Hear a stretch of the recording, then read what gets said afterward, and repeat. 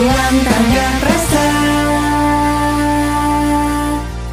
Selamat datang di Ruang Tangga Prasa. Apa rasamu terhadap rasaku? Di season 2, podcast ini dipersembahkan oleh Komisi Nasional Hak Asasi Manusia. Halo Happy Humans, gimana kabar kamu semua? Semoga dimanapun kamu berada, kapanpun kamu mendengarkan ini, selalu dalam keadaan baik dan sehat ya. Amin, thank you Iben. Doa kita selalu sama untuk Happy Humans ya. Jumpa lagi dengan Ayu dan Iben di sini. Beberapa episode yang lalu kayaknya ya, kita barengan Ben, terus sekarang kita bareng lagi. Seneng banget. Seneng banget kita bisa jumpa lagi sama Happy Humans semuanya. Episode kita kali ini akan ngomongin soal korban. Ngeri nggak tuh soal korban Happy Humans? Tapi bener nggak sih Ben, kalau misalkan kita ngomongin soal HAM, itu tuh pasti melekat kata korban. Iya nggak sih? Karena kalau bicara soal HAM, yang kepikir pertama tuh kayaknya ya kalau misalkan Happy Human dengar kata HAM gitu, Happy Human pas kepikiran nggak? Mungkin hal yang pertama terpikir adalah soal pelanggaran HAM. Iya nggak sih, dibandingkan dengan hal-hal yang lain. Nah, kalau misalkan ada pelanggaran HAM, pasti ada korban sama pelaku. Iya nggak sih? Dan mungkin Happy Humans juga penasaran sih sebenarnya, iya nggak sih? Sebenarnya siapa sih sebenarnya yang disebut dengan korban? Lalu setelah jadi korban pelanggaran HAM tuh selanjutnya gimana gitu? Apa yang harus dilakukan oleh negara, oleh kita gitu? Lalu kemudian dalam konteks hak asasi manusia ada istilah pemulihan korban gitu. Nah, hari ini episode kita kali ini ya Iben, kita akan bicara semua hal tentang korban dan pemulihan korban pelanggaran hak asasi manusia. Langsung saja, tanpa berlama-lama, sudah hadir tamu Ruang Tangga Prasa episode kali ini, Mas Jainal Abidin, seorang praktisi, akademisi, kolega kerja Komnas HAM yang udah bertahun-tahun berkecimpung di dunia advokasi hak asasi manusia. Selamat datang Mas Jainal, gimana kabarnya? Baik kabarnya, Ayu. Alhamdulillah, senang banget ya, udah lama banget. Kita udah ada berapa episode ya, udah lebih dari 30-40 episode Ruang Tangga Prasa, udah pengen banget, lama banget kita pengen ngundang Mas Jainal, akhirnya bisa juga hadir di Ruang Tangga Prasa. Mas Jainal sibuk apa nih akhir-akhir ini? Masih ada beberapa penelitian dan juga memfasilitasi pelatihan HAM ya, dan juga menulis ya soal hukum dan HAM. Ngeri banget deh kalau soalnya Happy Humans kalau sama Mas Jainal. Tapi ngerinya itu adalah bukan ngeri kita jadi takut, tapi kalau ngobrol sama Mas Jainal pasti akan banyak sekali informasi yang bisa kita dapat, yang kita tuh bakal dapet aha momennya kalau ngobrol sama Mas Jainal. Gitu. Happy Humans bisa bayangin kan? Nah, aha momen, iya. Kita akan ngobrol-ngobrol banyak dengan Mas Jainal, jadi jangan kemana-mana Happy Humans.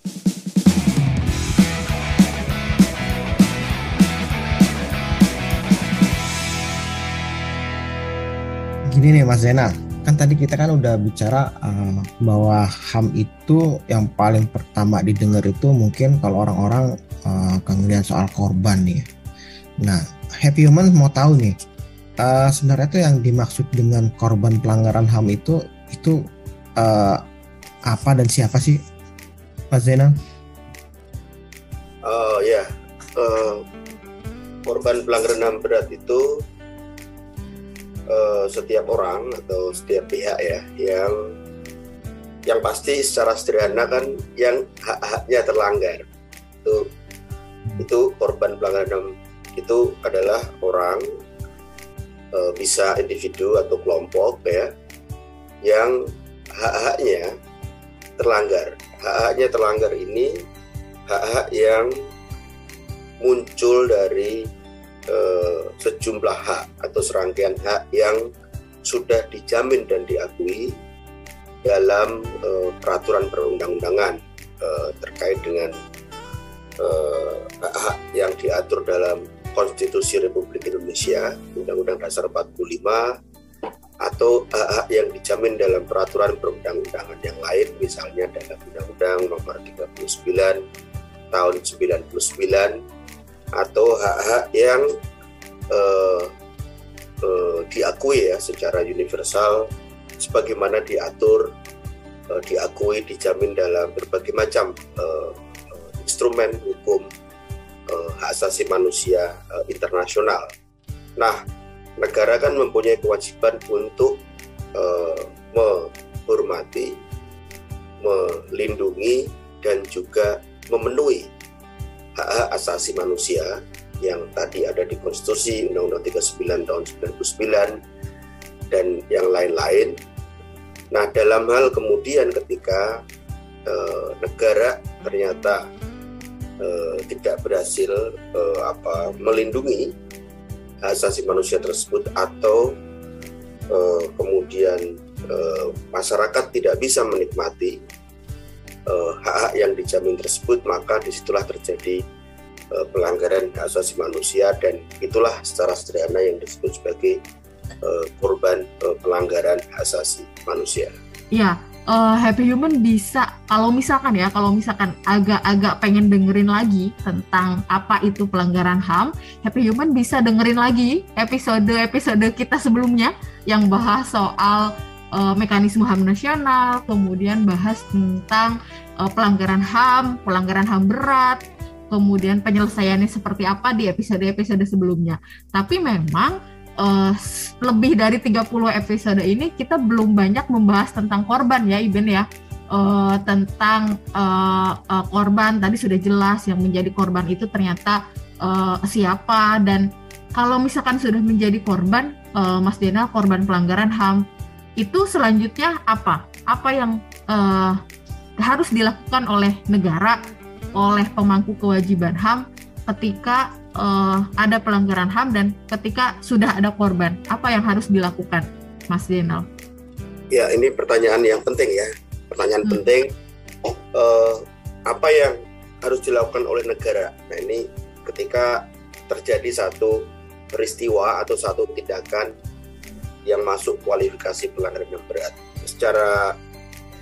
Secara hukum internasional, misalnya kita merujuk pada International Covenant on Civil and Political Rights ya, atau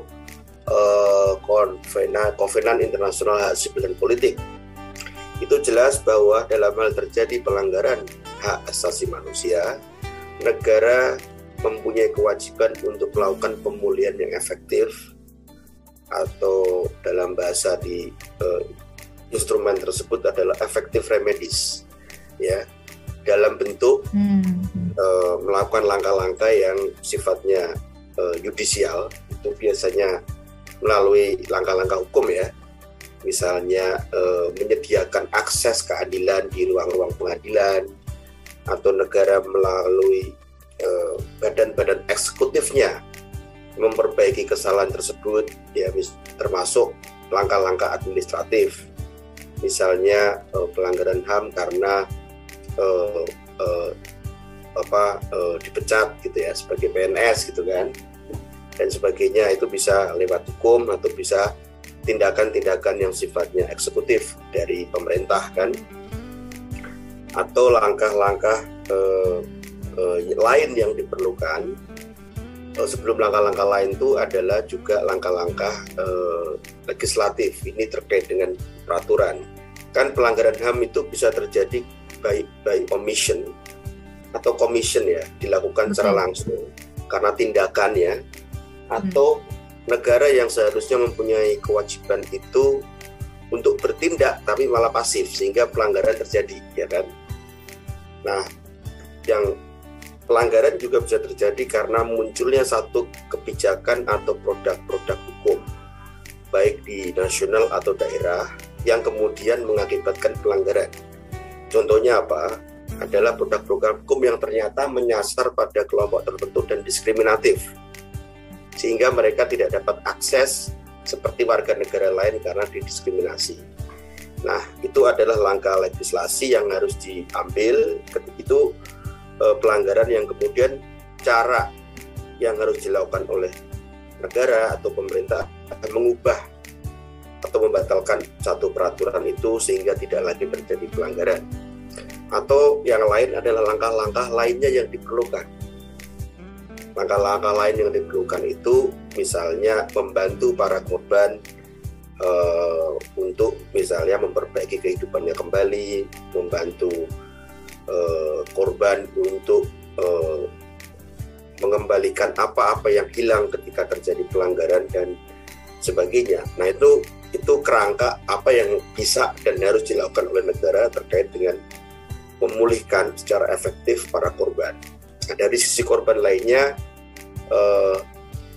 juga demikian, korban mempunyai hak untuk melakukan langkah-langkah untuk mendapatkan pemulihan, baik tadi langkah-langkah yudikatif, misalnya yang paling mudah adalah misalnya menuntut ke pengadilan bahwa pelanggaran itu telah terjadi sehingga korban akan mendapatkan keadilan. Terus kemudian melakukan langkah-langkah lainnya, meminta eksekutif atau pemerintah untuk melakukan sesuatu atas pelanggaran HAM yang terjadi. Nah, saya kira di Undang-Undang 39 tahun 99 tentang hak asasi manusia itu juga ditegaskan bahwa korban berhak untuk melakukan berbagai macam upaya dalam forum nasional maupun internasional ya, atau menggunakan forum-forum yang dibolehkan dalam hal terjadi pelanggaran hak asasi manusia yang menimpa mereka. Saya kira sederhananya itu, Pak. Ayo sama Iben. Oh iya. Iya, itu ya Mas Zainal. Berarti kan kalau tadi dilihat penjelasannya Mas Zainal itu kan ini ada kewajiban negara di situ dan juga ada haknya para korban. Ya, Tapi mungkin agak sedikit pertanyaan konyol nih Mas Zainal. Jadi kenapa korban memerlukan pemulihan ya? Korban kenapa harus dipulihkan? Satu, setiap orang itu pertama baik secara inherent melekat bahwa kita punya hak hidup misalnya kan. Kita punya hak tertentu yang melekat sebagai manusia. Betul. Dan hak itu diakui dan dijamin dalam berbagai macam instrumen, ya, perundang-undangan, ya. Nah, hak apa yang paling mudah misalnya yang kita punyai? Hak atas rasa aman misalnya kan? Iya. Nah, tapi ketika hak atas rasa aman itu untuk melakukan ekspresi dan sebagainya, ternyata ketika kita mau melakukan ekspresi, ternyata malah misalnya dikerasin oleh aparat ya kan, sehingga muncul luka ya, atau hak atas perumahan yang layak kalau terkait dengan hak ekonomi sosial budaya, atau hak untuk bebas dari penyiksaan. Setiap orang bebas dari penyiksaan, itu di Undang-Undang Dasar 45 ada. Undang-Undang 39 juga menyatakan setiap orang tidak boleh diperlakukan dengan sewenang-wenang, ditahan, ditangkap dengan sewenang-wenang, ya kan? Nah, tetapi kemudian seseorang dituduh secara sewenang-wenang tanpa bukti, mungkin karena ketidaksukaan, kemudian waktu diinterogasi disiksa sehingga mengalami luka-luka, trauma dan sebagainya. Nah, pemulihan itu kan kemudian diperlukan untuk mengembalikan hak-hak yang terlanggar tersebut dan dampak-dampak ikutan lainnya, sehingga korban kemudian dia harus atau negara harus memulihkan kembali apa-apa dampak dari pelanggaran yang terjadi. Gitu. Jadi secara sederhananya saya kira setiap pelanggaran HAM itu dia selalu memunculkan dampak kepada orang yang terlanggar haknya. Dampak itu bisa fisik, bisa mental, harta benda, atau nama baik, reputasi dan sebagainya, atau dampak-dampak lain yang kemudian keseluruhan akibat dari tindakan yang melanggar hak asasi manusia tersebut harus dipulihkan oleh negara. Itulah kenapa kemudian kenapa korban perlu mendapatkan pemulihan atas pelanggaran yang mereka alami. Baik, mungkin Mas Tina menarik banget ya. Berarti secara sederhana adalah bagaimana korban harus dikembalikan sebagai manusia yang utuh dengan seperangkat hak-haknya tadi gitu ya, apabila terjadi pelanggaran HAM. Jadi memang mengapa korban itu harus dipulihkan, karena negara harus mengembalikan posisi, harkat, martabat manusia itu yang menjadi korban itu selayaknya ketika dia lahir dengan seperangkat haknya itu gitu. Mungkin seperti itu ya sederhananya Mas Zainal. Ya, kalau ada contoh, mungkin dengan contoh ya yang lebih sederhana ya. Saya kira misalnya hak yang dijamin itu kan hak atas keadilan ya. Tapi kemudian ada satu peristiwa yang menyebabkan kematian seseorang ya. Nah, keluarga yang ditinggalkan itu kan dia berhak atas keadilan. Atau tadi kalau contohnya terjadi penyiksaan kan orang-orang yang disisa itu berhak atas keadilan ya kan. Maka negara harus memberikan akses keadilan kepada mereka. Ya. Bahwa pelanggaran yang dilakukan tadi dalam kasus penyiksaan dilakukan oleh aparat negara di tempat-tempat penahanan, maka negara tidak boleh menutupi atau menutup kasus, sehingga hak keadilan yang dijamin oleh undang-undang konstitusi itu harus dipenuhi ya, oleh negara dengan negara melakukan investigasi, penuntutan, pemeriksaan, dan kemudian kalau terbukti menghukum pelakunya. Nah itu kan secara sederhana apa yang dilakukan oleh para keluarga korban misalnya dalam aksi Kamisan itu adalah bagian dari upaya untuk menuntut hak atas keadilan ya.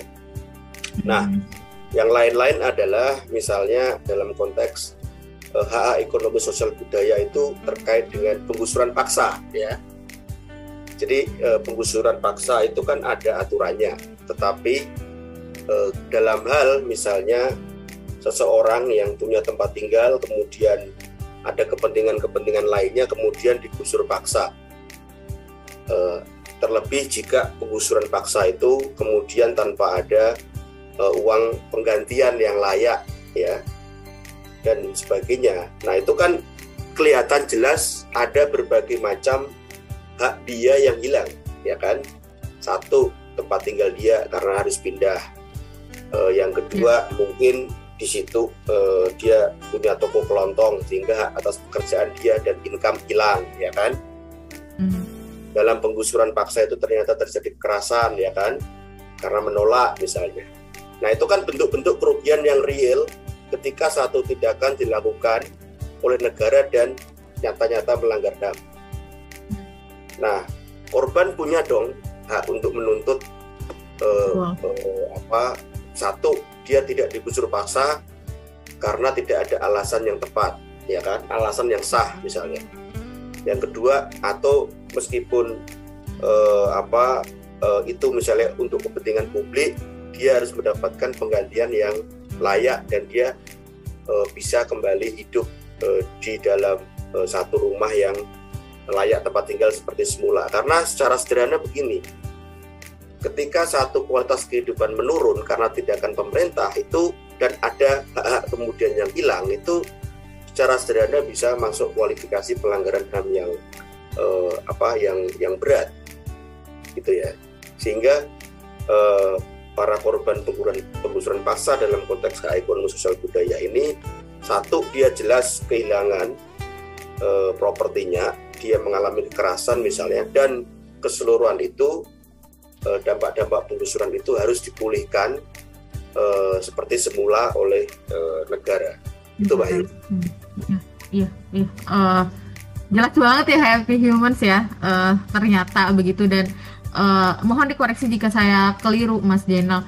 Tadi juga Mas Jenal dalam apa namanya itu, dalam jawaban kemudian dalam hasil diskusi kita sudah mulai mungkin Happy Humans sudah mulai bisa melihat nih, oh ternyata bentuk-bentuk pemulihan itu ada yang ina inu gitu ya. Tadi ada yang apa namanya tuh mungkin apa namanya tuh dengan rehabilitasi misalkan, terlalu kemudian juga ada restitusi tadi, apa namanya itu, pemulihan hak-hak dari korban, kayak tadi misalkan soal penggusuran, kemudian pemulihan bagaimana tempat tinggalnya dikembalikan, kemudian pemulihan pekerjaannya, asetnya tadi disampaikan oleh Mas Jenal, lalu kemudian ada yang lain-lain.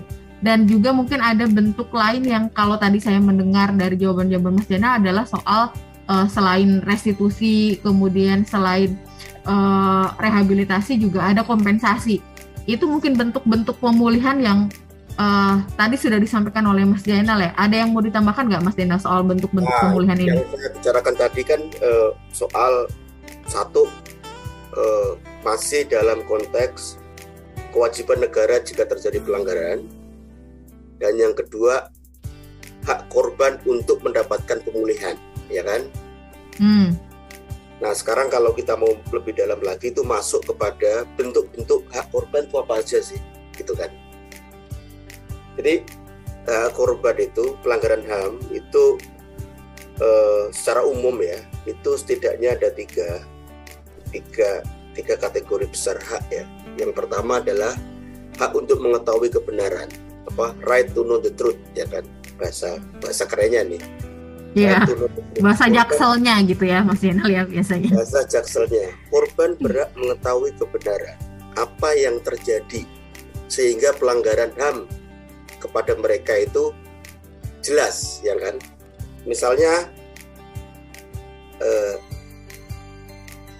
korban dari keluarga penghilangan paksa, ya kan, mereka berhak mengetahui di mana keluarganya yang hilang, ya kan.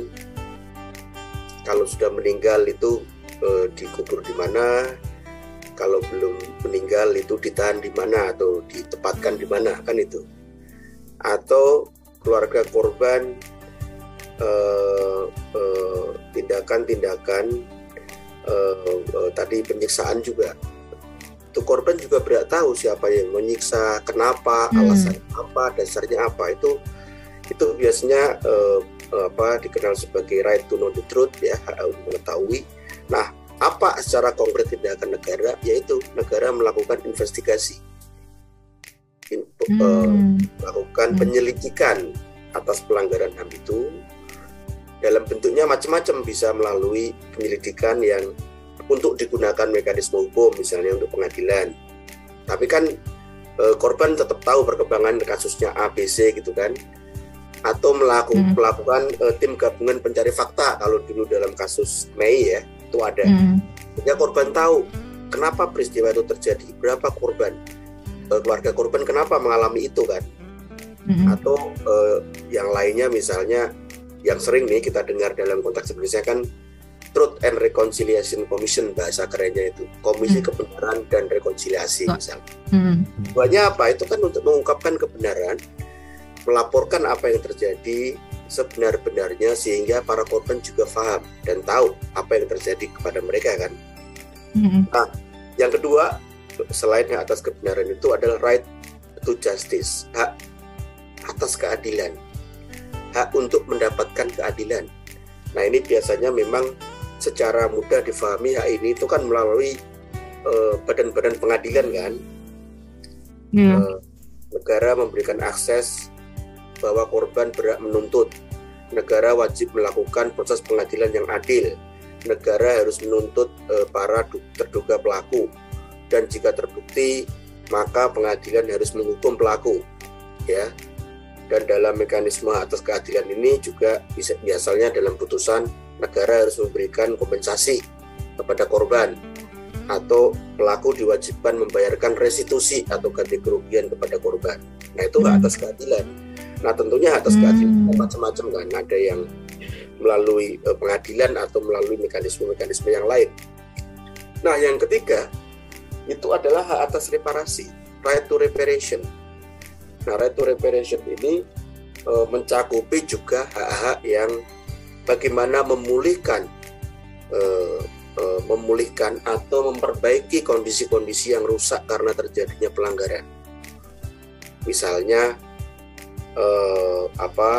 rumah yang hilang, properti yang rusak, atau pelanggaran HAM itu menimbulkan trauma, maka negara harus melakukan langkah-langkah bagaimana untuk mereparasi atau memperbaiki kondisi yang muncul akibat dari pelanggaran.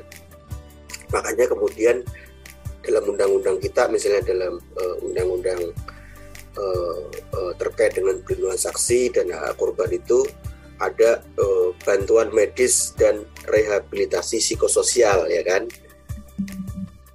yang dimaksudkan misalnya kalau orangnya luka, mengalami hal-hal yang berdampak pada fisik, juga mendapatkan bantuan dari negara. Yang termasuk hak reparasi itu kan mengembalikan nama baik atas stigmatisasi yang mungkin muncul akibat dari tindakan negara. Itu juga bagian dari hak atas reparasi. Jadi ada 3 ya, right to know the truth, right to justice, sama right to reparation. Oke.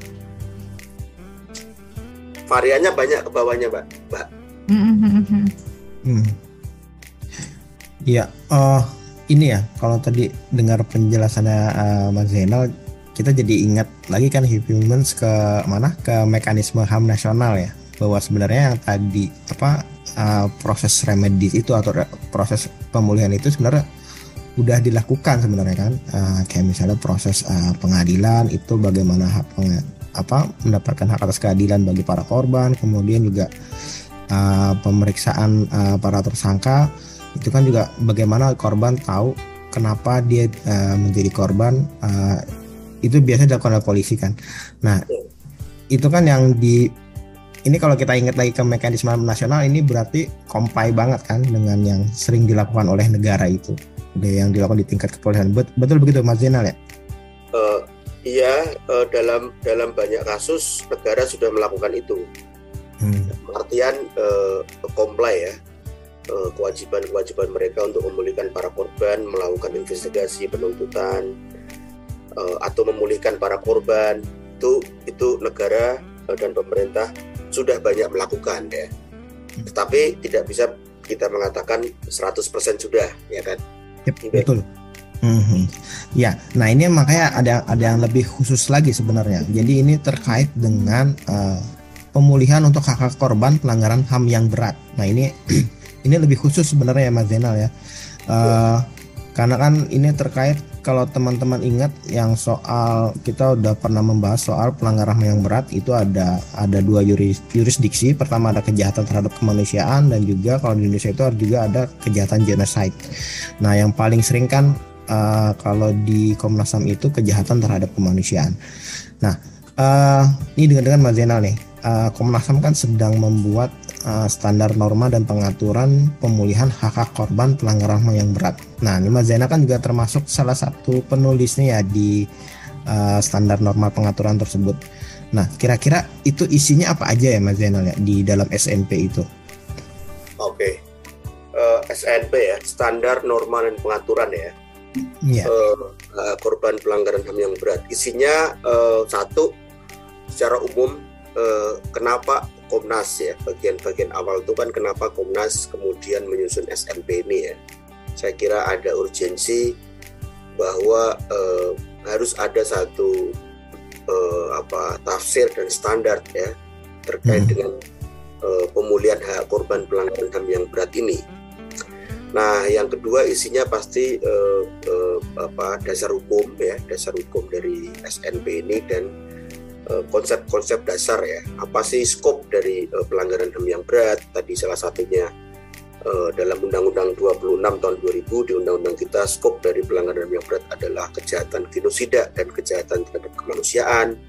Terus di situ juga ada pengertian apa itu korban pelanggaran HAM yang berat, serta prinsip-prinsip dalam pemulihan yang efektif kepada korban pelanggaran HAM yang berat. Itu bagian selanjutnya. Bagian lain yang paling penting adalah soal skop atau cakupan korban pelanggaran HAM yang berat, dan kemudian apa yang bisa dilakukan oleh negara atau pemerintah dalam memastikan adanya pemulihan yang efektif terhadap para korban pelanggaran HAM yang berat. Karena di SNP itu kita juga menambahkan beberapa narasi ya, terkait dengan misalnya institusi A harus melakukan apa, institusi B harus melakukan apa, dan dalam beberapa bagian itu kita memberikan contoh-contoh soal pemulihan kepada korban pelanggaran HAM yang berat. Jadi itu beberapa pokok. Yang satu, pendasaran, itu di pendahuluan kenapa SNP ini penting untuk disusun. Yang kedua, dasar hukum pasti juga, dan juga kewenangan Komnas. Selanjutnya adalah konsep-konsep dasar, apa itu pelanggaran HAM berat, apa itu siapa korban, kemudian prinsip-prinsip pemulihan yang efektif itu apa, bentuk model dan juga mekanisme pemulihan itu apa, dan serta secara spesifik apa sih fungsi-fungsi dari institusi-institusi negara atau pemerintah yang kemudian bisa memberikan upaya untuk pemulihan kepada para korban. Begitu Mas Iben. Ya. Berarti penting banget ya sebenarnya Iben ya, dan Mas Zainal, kenapa Komnas HAM harus membuat dan mengesahkan, lalu harus semua orang mungkin harus baca, dan apalagi terlebih aparatur negara gitu ya, tentang SNP ini. Betul, karena apa? Pertama, SNP ini dalam pandangan saya, bukan karena saya penulis ya, itu cukup komprehensif. Komprehensifnya yang pertama itu dari sisi cakupan isi. Yang kedua, dia dirumuskan dari berbagai macam peraturan perundang-undangan nasional dan juga merujuk pada instrumen hak asasi manusia internasional, termasuk hukum-hukum humaniter ya. Jadi dari sisi isi sama rujukan itu cukup komprehensif. Yang kepentingan yang kedua adalah ini memberikan gambaran kepada negara atau pemerintah untuk melakukan berbagai macam bentuk-bentuk pemulihan, karena pemulihan itu kan tidak tidak satu ya, tidak satu dalam artian tadi kalau merujuk pada pemahaman sebelumnya, right to know the truth, right to justice, sama right to reparation, itu kan bentuknya macam-macam. Ya. Jadi pemerintah bisa melihat nih, oh untuk pemulihan hak atas kebenaran itu aku harus melakukan ini, untuk justice harus melakukan ini, dan untuk reparasi harus melakukan ini. Itu yang pertama. Yang kedua, SNP ini juga memberikan gambaran bahwa pemulihan itu bisa dilakukan dengan berbagai macam cara dan sifatnya dia tidak linear. Tidak linear itu maksudnya korban mendapatkan hak atas kompensasi ya, atau mendapatkan hak tertentu itu setelah melalui investigasi, penuntutan, penyidikan baru korban dapat. Enggak juga, ya kan? Ada mekanisme itu, tapi SNP ini memberikan rujukan bahwa negara bisa langsung melakukan hal-hal yang diperlukan oleh korban, membantu korban, menghilangkan diskriminasinya ke mereka, membuka kebenaran melalui komisi kebenaran atau tim investigasi yang lainnya. Jadi tidak melulu pengadilan. Makanya dalam wacana pelanggaran yang berat itu kan ada penyelesaian yang judicial sama non judicial. Ya. Tapi SNP ini memberikan satu landscape dan horizon yang lebih luas dari sekedar pembedaan dua istilah itu. Iya, berarti dikasih alternatif ya Mas Zainal ya. Ada alternatif yang lainnya, misalnya kalau misalnya nggak lewat proses yudisial, ada non yudisial yang bisa ditempuh. Nah, itu berarti kan udah lengkap banget ya SNP-nya ya. Dan pastinya kan nanti kan bersifat dinamis juga kan. Kalau misalnya itu untuk strateginya itu agar negara ini mau merujuk SNP ini, ada nggak strateginya sih Mas Zainal? Jadi biar negara itu, ini SNP ini bisa jadi buat rujukan ini, buat pemulihan korban pelanggaran yang berat ya tentunya. Yang pertama kan satu, SNP ini karena dirujuk dari peraturan perundang-undangan yang sudah ada, SNP ini sebetulnya dia memformulasikan dan menginterpretasi secara lebih jelas tentang kewajiban negara. Misalnya dalam undang-undang itu kewajiban-kewajibannya kan masih general ya, diatur general dan nggak ada contohnya pasti. Tapi SNP ini kemudian memberikan satu interpretasi dan penjelas ya, sehingga pertama negara itu atau pemerintah tidak ada alasan untuk menolak melakukan hal-hal yang menjadi kewajiban dia untuk memulihkan para korban pelanggaran HAM berat ya, keadilan atas kebenaran dan sebagainya. Yang kedua, negara bisa melihat apa sih langkah-langkah konkret yang bisa dilakukan melalui atau dengan membaca SNP ini. Nah, kalau hanya soal strategi, yang pertama memang SNP ini kan harus dibaca oleh semua negara atau lembaga yang terkait ya, termasuk pemerintah daerah, sehingga dipahami betul apa-apa yang bisa dia lakukan terkait dengan memulihkan hak para korban. Nah, ini penting karena kan selama ini dalam bayangan kita pelanggaran HAM berat ini merupakan isu HAM yang sangat berat memang, dan penyelesaiannya ya pengadilan, 1 tok gitu ya, atau KKR lah 2 tok gitu. Tapi SNP ini kan juga memberikan satu alternatif dan yang sah tentunya berdasarkan hukum, bagaimana pemerintah atau negara itu melakukan hal-hal yang dalam kewenangan dia bisa dilakukan tanpa kemudian mengurangi hak-hak korban yang lain. Misalnya peran pemerintah daerah untuk membantu akses korban ke pelayanan publik, membantu kesehatan para korban pelanggaran HAM berat dan sebagainya.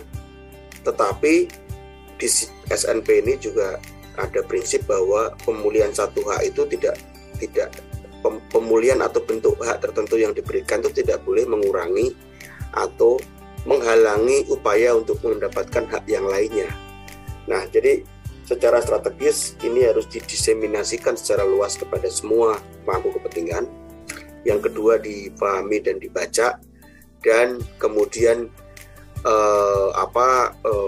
Komnas HAM juga sebagai kelanjutan dari SNP ini juga memberikan asistensi kepada institusi negara yang mungkin akan mengambil satu langkah-langkah tertentu untuk memulihkan para korban, misalnya Pemda atau institusi yang lain, dan Komnas HAM juga bisa membantu untuk memfasilitasi dan mengasistensi ini ya. Saya kira strateginya itu ya, gitu Pak Iben. Iya. Mas Dino, lanjut lagi ya tadi terakhir mungkin itu yang menjadi pertanyaan Happy Human. Tadi kan barusan saja Mas Jenal dan Mbak Iben bercerita soal bagaimana negara untuk Happy Human sendiri nih Mas Jenal. Happy Humans kan kalau dilihat dari analitik pendengarnya, kita berumur dari 17 sampai 35 tahun yang mungkin juga bukan bagian dari negara. Ada pesan apa Mas Jenal untuk Happy Human semua untuk tentang pemulihan hak korban? Peran apa yang bisa diambil oleh Happy Humans untuk pemulihan hak korban, tadi memunculkan narasi-narasi hak atas kebenaran, hak atas keadilan, apa yang bisa diambil perannya oleh Happy Humans, Mas Jenal? Ini spek pendengarnya usia tertentu gitu maksudnya, Mbak? Iya, betul. Happy Human ini kebanyakan anak-anak muda nih, 18 tahun, 17, 18 sampai 35. Ya, saya kira anak muda punya ya, tetap anak muda sudah punya dan sudah memahami hak mereka ya, dan mereka bisa berkontribusi dalam banyak bidang sebetulnya untuk pemulihan korban ini. Yang pertama pasti mendorong negara untuk dalam hal terjadi pelanggaran HAM atau pelanggaran yang berat itu negara melakukan pemulihan, itu pasti mendorong negara kan. Mendorong itu kan caranya berbagai macam. Kalau anak-anak muda bisa bergabung di aksi Kamisan itu bagus. Ada juga melakukan hal tersebut di forum-forum yang lain. Itu satu. Yang kedua tentunya terlibat aktif atau dalam berbagai macam upaya-upaya yang dilakukan oleh para korban ya untuk mengakses ya, untuk mendapatkan keadilan. Yang ketiga, mungkin secara personal bisa mendiskriminasikan hak-hak warga negara. Sekarang awal yang kita butuhkan kan adalah juga soal civic education ya, pendidikan untuk masyarakat sipil ya, pendidikan untuk para pemuda, generasi muda ke depan, karena mereka yang akan ada dua kepentingan kenapa pendidikan hak asasi manusia ini penting untuk pemuda dan setiap orang bisa melakukannya. Satu, semua materi di Komnas ada soal HAM. Dia materi dimanapun pemuda bisa, rekan-rekan yang muda bisa membuat berbagai macam platform ya, melalui Instagram, melalui Twitter, melalui apa, dan materinya sudah banyak tersebar. Nah, pendidikan ini, hak asasi manusia ini, satu, memperkuat hak-hak yang telah dijamin dan memaksa atau memastikan pemerintah itu melaksanakan kewajiban dia untuk menghormati, melindungi, dan memenuhi hak asasi manusia. Nah, yang kedua juga itu akan berdampak pada mereka untuk memproteksi supaya tidak anak-anak muda mengalami pelanggaran HAM. Ya, semoga kita berharap semua ke depan tidak ada lagi pelanggaran HAM, apalagi pelanggaran berat. Tetapi potensi itu selalu ada. Salah satu yang memastikan pemerintah dan atau negara tidak melakukan itu terus-menerus kan masyarakat harus kuat memahami haknya mereka, dan oleh karenanya itu dimulai dengan satu, pendidikan hak asasi manusia. Kalau terkait dengan pelanggaran yang berat kan apa sih yang terjadi di masa lalu? Nah, anak-anak muda juga bisa mulai mempertanyakan itu sehingga bisa belajar dari apa yang terjadi dan tidak mengulangi kesalahan supaya pelanggaran yang itu tidak terjadi lagi. Saya kira banyak hal yang bisa dilakukan oleh rekan-rekan yang muda untuk bagaimana kemudian secara umum memajukan dan mempromosikan hak asasi manusia, dan secara khusus kemudian melakukan upaya-upaya untuk membantu atau mendukung para korban pelanggaran hak asasi manusia di Indonesia. Saya kira itu, Mbak Ayu. Iya. Menarik ya Happy Human, Ibin ya. Jadi memang ayo mari kita rebut ruang gitu ya, Happy Humans, teman-teman muda, mari kita rebut ruang, mari kita terus munculkan narasi-narasi untuk pemulihan korban, kemudian kita terus dorong negara untuk menyelesaikan pelanggaran HAM yang terutama yang berat gitu ya, yang sudah berlarut-larut. Terima kasih Mas Zainal, sudah 35 menit. Dan Happy Human saya yakin sesenang saya mendengar apa yang disampaikan oleh Mas Zainal. Terima kasih waktunya, dan mudah-mudahan Mas Zainal bisa hadir lagi di podcast Ruang Tanggap Rasa selanjutnya. Makasih Mas Zainal. Terima kasih, sama-sama.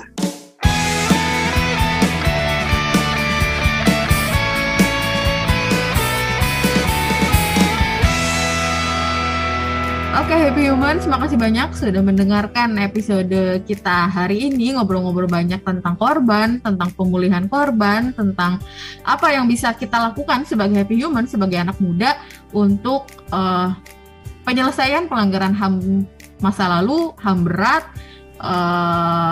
terutama pemulihan korban. Kami masih menunggu di tim Tanggap Rasa, menunggu feedback, menunggu saran dari Happy Humans untuk perbaikan atau untuk tema kedepannya seperti apa gitu ya, ruang Tanggap Rasa ini. Silahkan kirimkan melalui email tanggaprasa@komnasham.go.id. Ikuti juga media sosial kami di Instagram @komnas.ham, di Twitter Komnas HAM, Facebook Komnas HAM, YouTube Komnas HAM Channel, dan kita ada live chat kan Happy Humans, jadi jangan lupa mampir-mampir ke website kita tanggaprasa.id, dan kita bisa chat, bisa ngobrol bareng dengan tim Tanggap Rasa setiap hari kerja pada pukul 1 sampai dengan 3 sore waktu Indonesia Barat. Sampai berjumpa Rabu depan pukul 16 di episode Ruang Tanggap Rasa berikutnya. Thank you Banu. Dah. Dadah semuanya Happy Humans.